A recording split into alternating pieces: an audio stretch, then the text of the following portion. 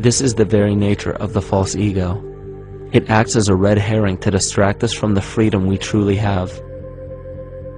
For this psychic parasite to survive, it must supply us with a chemical that will cause us to remain dependent upon it. In this case, the sustenance is our conscious energy. And in order for us to feed it to the parasite, the chemical of fear causes humanity to crave protection and defense.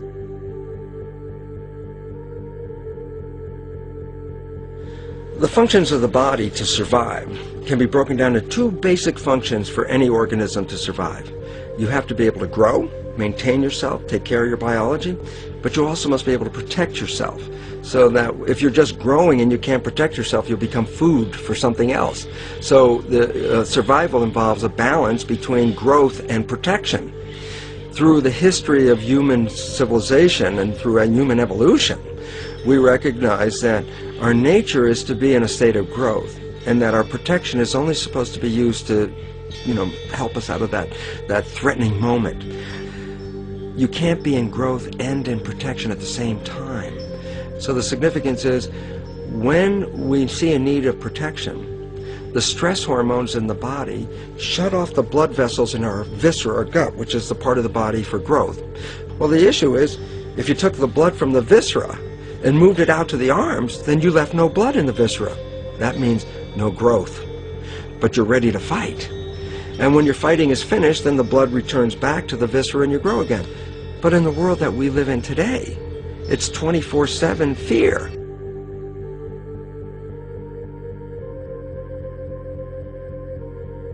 So we have a continuous dripping of that stress hormone into the body. It's just dripping all the time, getting us ready to run or fight or flight at any moment at the drop of a hat. We're ready to go because we're on guard. Well, the problem is, what does that mean about your allocation of energy? And it says, we're spending most of our energy on protection. You cannot survive if you're in protection all the time.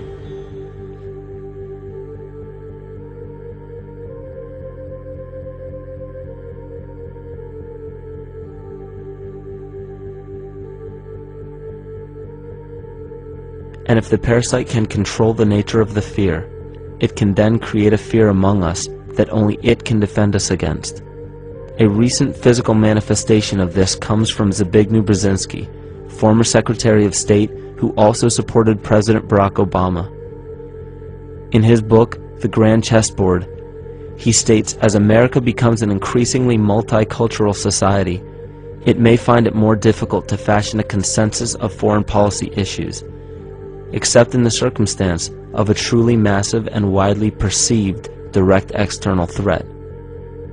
Even the Reichsfuhrer of the Nazi Party, Hermann Göring, sums up this game of supply and demand perfectly when he stated, "The people can always be brought to the bidding of the leaders."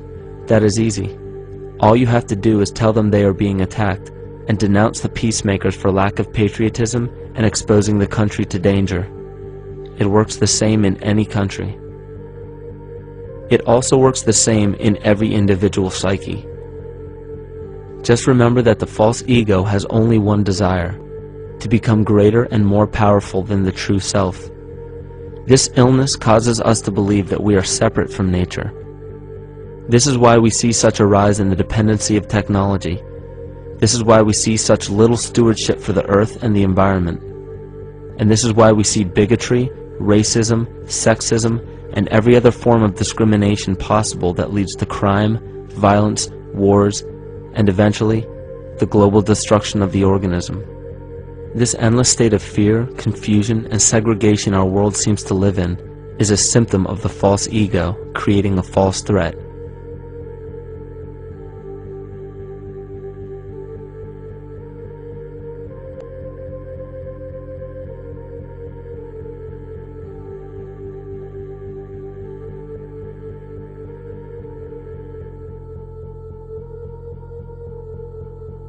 Many of the United States presidents have blood relations with each other. The Bush lineage has blood ties to a great number of former presidents. George Washington, Millard Fillmore, Franklin Pierce, Abraham Lincoln, Ulysses Grant, Rutherford Hayes, James Garfield, Grover Cleveland, Teddy Roosevelt, William Taft, Calvin Coolidge, Herbert Hoover, Franklin Roosevelt, Richard Nixon, and Gerald Ford. Michael Tessarion points out in his work that Bush is closely related to every European monarch on and off the throne, and has kinship with every member of Britain's royal family. Bush's family tree can be documented as far back as the early 15th century. He has a direct descent from Henry III and from Henry VIII's sister Mary Tudor. He is also descended from Charles II of England. And we also find that George W. Bush is a direct descendant of Godfrey the Bullion. Godfrey was the first king of Jerusalem after he recaptured it from the Saracens, which was the name for the Islamic faith during the Middle Ages. It is interesting to note that the current occupation of the United States in the Middle East was re-established by the same family, George Bush Sr. in 1991, and again by George Bush Jr. in 2003. George Bush Jr. is then found to be a cousin to both opposing candidates of his 2 terms in office, Al Gore and John Kerry.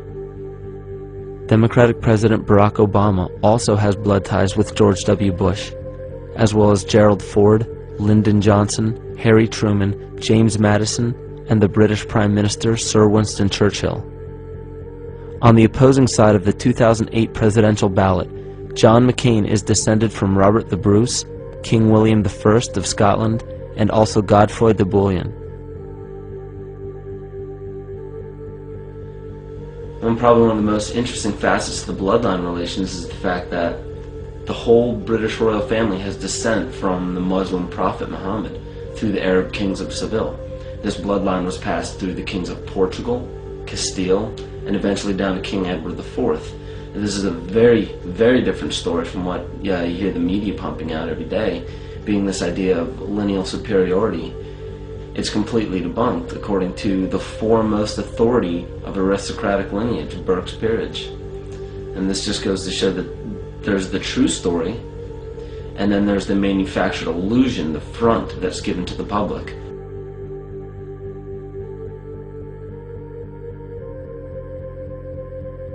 These blood ties go on and are documented thoroughly through literature such as Burke's Peerage and other comparable books.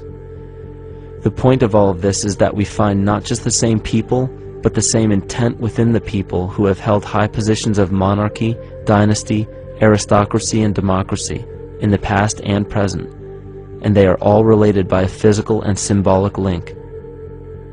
This bloodline carries the symbol of our illness.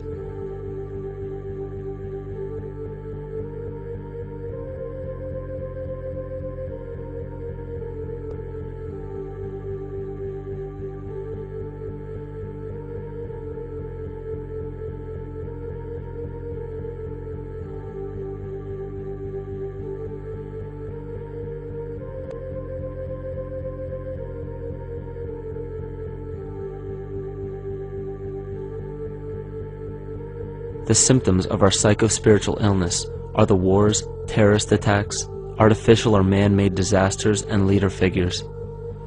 As long as the people remain oblivious to their inner drives and inner nature, they will always fail to recognize why these events take place and why these figures rise to such powerful positions.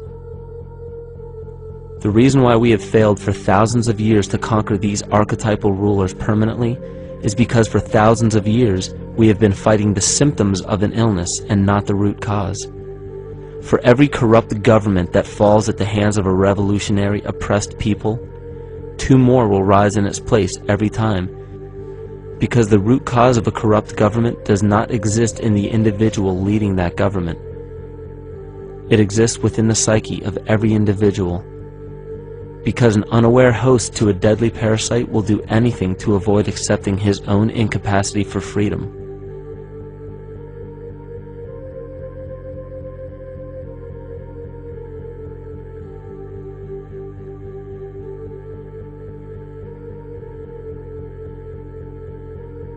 We are so bereft of sanity in this world that those few who simply stop projecting onto others and begin facing their own demons are seen as neurotic.